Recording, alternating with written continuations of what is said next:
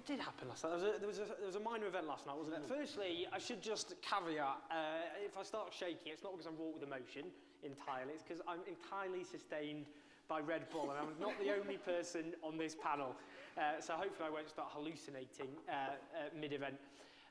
What happened last night? Well, I think there was quite a few factors at play, and I think the full post-mortem will take a few weeks, not least because, as we will discuss, I'm sure the polling was so catastrophically incorrect. And many of you, I know in the last few days, were telling yourselves, but this can't be like 1992 because they've changed the methodology, which is what every pollster was telling us. So that exit poll, when it hit us, was quite the shock. I'm sure it was for everybody in this room. And I was with various Tories at ITV, and before they refused to accept it as anybody else. So this was as big a shock for people in the anti-Tory camp as it was for people in the Tory camp.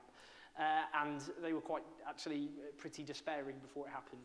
I think there are a few things. Scotland, above all else, of course. The catastrophic strategic decision of the Labour Party during the referendum campaign, regardless of your position on that referendum, to form an alliance with the Conservative Party in a campaign which was largely based on fear. If you speak to people in Scotland, ex-Labour voters, they have what I often describe as the bitterness of ex-lovers and the zealotry of the convert. They despise the Labour Party with a passion, the Red Tories, as they call it, and they have absolutely no intention of returning.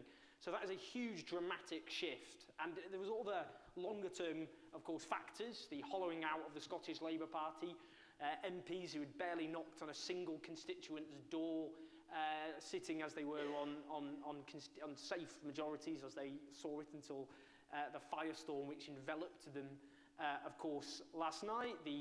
Of course, the fact the SNP had entered or filled the progressive vacuum which had been abandoned by Labourism, more in rhetoric than in substance, but nonetheless, that was obviously quite key.